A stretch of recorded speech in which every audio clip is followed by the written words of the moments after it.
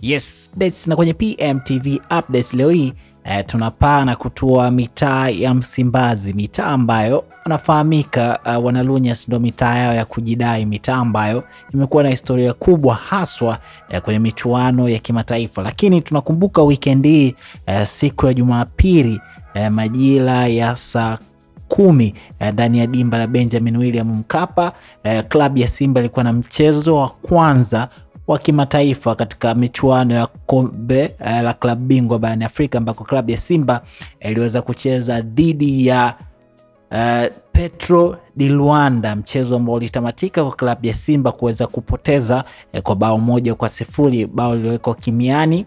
dakika ya 78 na mchezaji anayefahamika kwa jina la Beni Diaz. Na baada ya mchezo huo kuweza kutamatika, kumekuwa na minong'ono, kumekuwa na maneno ya huko na huko. Mashabiki wapo ambao wanasema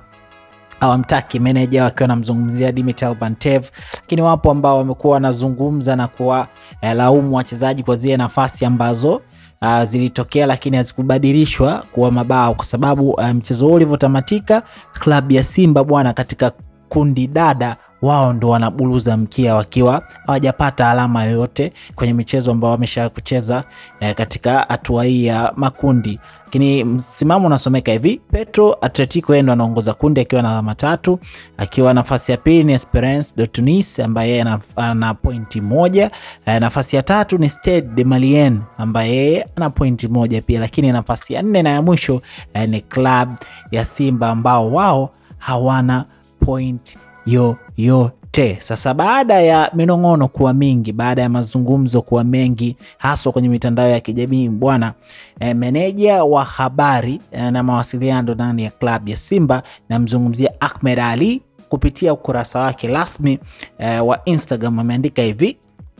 matokeo tuliyopata dhidi ya Petro yanaumiza, lakini hatuna budi kuyapokea kwa sababu sio mambo mageni kwenye mpira. Lakini pia ameandika hivi: Argentina ilifungwa mechi ya kwanza hatua ya makundi ya kombe la dunia mwaka 2022 pale Qatar dhidi ya Saudi Arabia, na kila mtu alishangaa.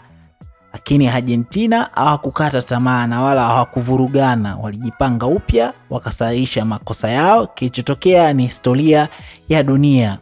Wanasimba wenzangu, hatupaswi kuvurugana wala kukata tamaa. Bado tuna nafasi kubwa ya kufanya vizuri katika mechi zijazo.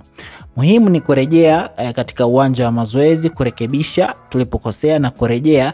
kwa nguvu kubwa katika uwanja wa mapambano. Tusijitoe wenyewe kwenye mashindano, tuzungumze yote, lakini tusisahau kuwatia moyo wachezaji wetu na kuwapa nguvu watupambanie mechi zijazo. Na hayo ndo maneno ambayo ameandika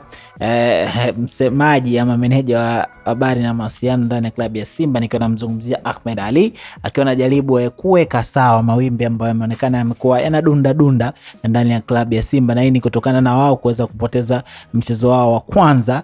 kwenye michuano ya kimataifa msimu huu. Je, unaamini mawimbi yanaweza katulia ndani ya klabu ya Simba